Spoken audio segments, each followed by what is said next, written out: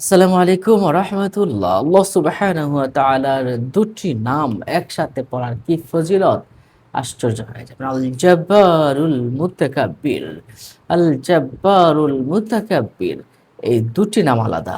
আল জাব্বার একটি নাম, আল মুতাকাব্বির আরেকটি নাম। দুটি নামেরই আলাদা, আলাদা ফজিলত রয়েছে।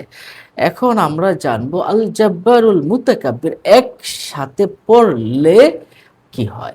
আপনি যদি আল জাব্বারুল মুতাকাব্বির, আল জাব্বারুল মুতাকাব্বির, আল জাব্বারুল মুতাকাব্বির আপনি যদি বেশি পরিমাণে পড়তে থাকেন, কিছুদিন যদি পড়েন, আপনার সম্মান বেড়ে যাবে, আপনার প্রতিপত্তি বেড়ে যাবে।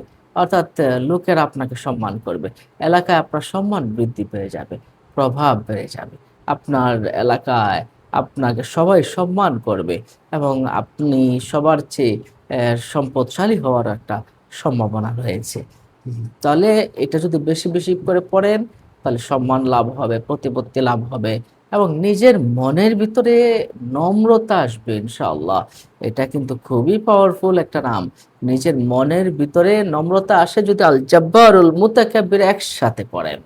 তাহলে নিজের মনের ভিতরে নম্রতা আসে। আবার কোনো অহংকারীর সামনে অহংকার যে আপনারা খুব বেশি অহংকার করছে। হ্যাঁ?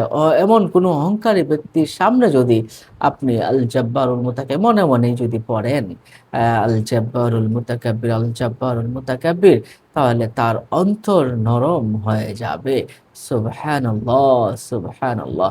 তার অন্তর নরম হওয়ার একটা আমল হলো আল জাব্বারুল মুতাকাব্বির অহংকারের সামনে গিয়ে পড়লে তার অন্তর নরম হয়ে যায় এবং আপনাকে সে অহংকার আর করবে না। নিশ্চয়ই বিষয়টা বুঝতে পারছেন। অন্য মুমিন মুসলমানকে জানাতে শেয়ার করে দিন। এমন ধরনের ভিডিও পেতে আমাদের চ্যানেলটি সাবস্ক্রাইব